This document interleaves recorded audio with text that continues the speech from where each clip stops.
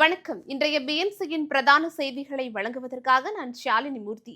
விரிவான செய்திகளை பார்ப்பதற்கு முன்னதாக தலைப்புச் செய்திகளை பார்க்கலாம். பிப்ரவரி 28ஆம் தேதி பிரதமர் மோடி மதுரை வருவதாக தகவல். தேசிய ஜனநாயக கூட்டணி சார்பில் பிரம்மாண்ட பொதுக்கூட்டத்திற்கு ஏற்பாடு. ராஜ்யசபாவில் பேசிய கமல்ஹாசன் ஒரு தவறான தகவலை தெரிவித்துள்ளார். நிதியமைச்சர் நிர்மலா சீதாராமன் கடும் கண்டனம். சென்னையில் பறவை காய்ச்சல் பரவி வருவதாக தகவல். இறந்த பறவைகளை தொடக்கூடாது என பொது சுகாதாரத்துறை அறிவுறுத்தல். செய்தியாளரை தாக்கிய திமுக எம்எல்ஏ பழனியாண்டியை கைது செய்க பாமக தலைவர் அன்புமணி வலியுறுத்தல். இனி விரிவான செய்திகளை பார்க்கலாம். சட்டசபை தேர்தல் நெருங்கிவிட்ட சூழலில் பிரதமர் நரேந்திர மோடி மீண்டும் தமிழ்நாடு வரவுள்ளதாக தகவல்கள் வெளியாகியுள்ளது. பிப்ரவரி 28ஆம் தேதி மதுரையில் நடக்கும் தேசிய ஜனநாயக கூட்டணியின் பொதுக்கூட்டத்தில் பிரதமர் மோடி பங்கேற்க உள்ளதாக கூறப்படுகிறது. மதுரையில் என்டிஏ பொதுக்கூட்டம் நடக்கவிருப்பதால் திருப்பரங்குன்றம் விவகாரம் தொடர்பாக பிரதமர் மோடி பேசுவதற்கு அதிக வாய்ப்புகள் உள்ளதாக எதிர்பார்க்கப்படுகிறது. அதோடு புதிதாக கட்டப்பட்டு வரும் எய்ம்ஸ் மருத்துவமனையின் கட்டடத்தையும் திறந்து வைக்க உள்ளதாகவும் தகவல் வெளியாகியுள்ளது. தமிழ் மொழியை விமர்சித்து ஈவே ராமசாமி தெரிவித்த கருத்தை நிதியமைச்சர் நிர்மலா சீதாராமன் தெரிவித்ததாக கூறிய கமல்ஹாசனுக்கு கண்டனங்கள் வலுத்து வருகின்றன. நிதியமைச்சர் நிர்மலா சீதாராமனின் அதிகாரப்பூர்வ எக்ஸ் வலைதள பக்கத்தில் பதிவிட்டுள்ள பதிவில், தமிழ் படித்தால் பிச்சை எடுக்க கூட உதவாது என்றும் அது காட்டு மிராண்டி மொழி என்றும் ஈவே ராமசாமி சொன்னதையே நிதியமைச்சர் நிர்மலா சீதாராமன் மேற்கோள் காட்டி பேசினார். ஆனால் கமல்ஹாசனோ தமிழ் மொழியை பற்றி நிதியமைச்சர் இழிவான சொற்களை பயன்படுத்தியதாக ராஜ்யசபாவில் ஒரு தவறான தகவலை தெரிவித்துள்ளார். பொதுமக்களை தவறாக வழிநடத்தியதற்காகவும் கௌரவத்திற்குரிய மத்திய அமைச்சரின் பேச்சை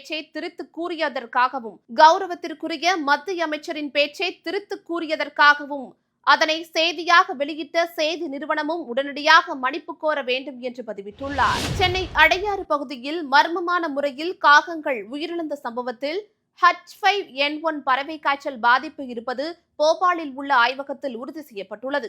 இந்த வைரஸ் பரவல் காரணமாக அடையாறு, இந்திரா நகர், திருவான்மியூர் உள்ளிட்ட பகுதிகளில் காகங்கள் பெருமளவில் இறந்து வருகின்றன. இதனையடுத்து இறந்த பறவைகளை வெறும் கையால் தொட வேண்டாம் என பொது சுகாதாரத்துறை எச்சரித்துள்ளது. உயிரிழந்த காகங்களை 8 முதல் 10 அடி ஆழத்தில் புதைக்க அல்லது எரிக்க உத்தரவிடப்பட்டுள்ளது.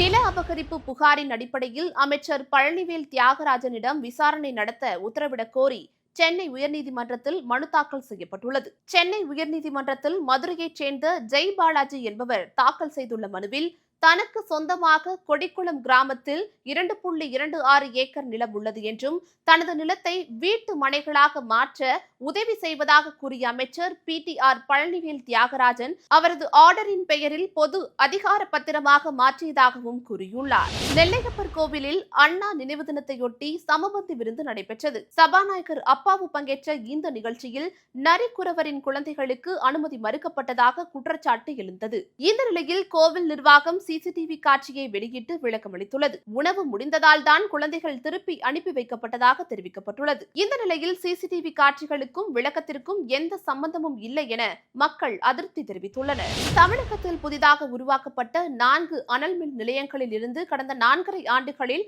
1 யூனிட் மின்சாரம் கூட மக்கள் பயன்பாட்டிற்காக உற்பத்தி செய்யப்படவில்லை என்பதே உங்கள் அவல ஆட்சிக்கான ஆதாரம் என பாஜக மாநில தலைவர் நயினார் நாகேந்திரன் தெரிவித்துள்ளார். இது தொடர்பாக அவர் வெளியிட்டுள்ள அறிக்கையில், ஆட்சிக்கு வந்ததிலிருந்து ஆண்டுக்கொருமுறை மின் கட்டணத்தை உயர்த்தியதுதான் நீங்கள் செய்த சாதனை என்று கூறியுள்ள நயினார் நாகேந்திரன், இப்படிப்பட்ட ஒரு மக்கள் விரோத அரசை அரியணையில் இருந்து அகற்ற தமிழக மக்கள் காத்துக் கொண்டிருக்கிறார்கள் என்றும் நயினார் நாகேந்திரன் குறிப்பிட்டுள்ளார்.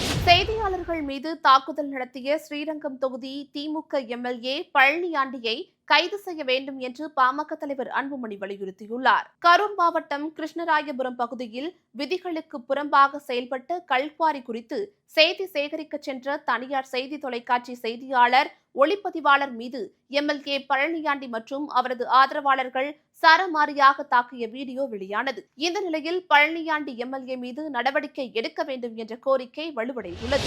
என் மகன் திருடன் இல்லை என உறுதியான நிலையில் பொய்யான புகார் தெரிவித்த நிகிதாவை கைது செய்ய வேண்டும் என்று போலீசாரால் அடித்துக் கொல்லப்பட்ட மடப்புரம் கோவில் காவலாளி அஜித்குமாரின் தாய் தெரிவித்துள்ளார். அஜித்குமார் மீது கூறப்பட்ட நகை திருட்டு புகாரில் உண்மையில்லை என்று உயர்நீதிமன்றத்தில் சிபிஐ அறிக்கை தாக்கல் செய்தது. இந்த நிலையில் செய்தியாளர்களை சந்தித்த அஜித்குமாரின் தாயார் யாரோ கூறித்தான் 5 போலீசார் தனது மகனை அடித்துக் கொன்றதாக குற்றம் சாட்டினார். அஜித்குமாரை அடிக்கச் சொன்ன உயரதிகாரிகள் யார் என்று கண்டுபிடிக்க வேண்டும் என்றும் அவர் வலியுறுத்தியுள்ளார். 23 ஆண்டுகளாக தற்காலிகமாக பணி செய்து வரும் தங்களை பணி நிரந்தரம் செய்ய வேண்டும், காலமுறை ஊதியம் வழங்க வேண்டும் என்பன உள்ளிட்ட பல்வேறு கோரிக்கைகளை வலியுறுத்தி டாஸ்மாக் பணியாளர்கள் 2வது நாளாக போராட்டத்தில் ஈடுபட்டனர். டாஸ்மாக் தலைமை அலுவலகத்தை முற்றுகையிட முயன்றதால் போலீசார் அவர்களை கைது செய்தனர். போராடும் டாஸ்மாக் பணியாளர்கள் உள்ளிட்ட அனைத்து பிரிவு பணியாளர்களின் கோரிக்கைகள் மீது முதல்வர் நேரடியாக தலையிட்டு சுமூக தீர்வு காண முன்வர வேண்டும் என வலியுறுத்தப்பட்டுள்ளது. தூத்துக்குடி மாவட்டம் குலசேகரன்பட்டினம் ராக்கெட் ஏவுதளத்தில் இருந்து 2027 மார்ச் மாதத்திற்குள் முதல் ராக்கெட் விண்ணில் செலுத்தப்படும் என்று இஸ்ரோ தலைவர் வி. நாராயணன் கூறியுள்ளார். சென்னையில் செய்தியாளர்களிடம் பேசிய இஸ்ரோ தலைவர், குலசேகரன்பட்டினத்தில் புதிதாக தொடங்கப்படும் ராக்கெட் ஏவுதளத்தின் பணிகள் திட்டமிட்டபடி நடைபெற்று வருவதாக தெரிவித்தார். இந்த ஆண்டு PSLV, GSLV, LVM-3 மற்றும் ஆளில்லா ககன்யான் விண்கலம் என அதிகமான ராக்கெட்கள் விண்ணில் செலுத்தப்பட உள்ளதாகவும் இஸ்ரோ தலைவர் தெரிவித்துள்ளார். இத்துடன் இந்நேரத்திற்கான செய்திகள் நிறைவடைகின்றன. அண்மை செய்திகளை உடனுக்குடன் தெரிந்து கொள்ள எப்பொழுதும் BNC டைம்ஸ் சேனலுடன் இணைந்திருங்கள். நன்றி.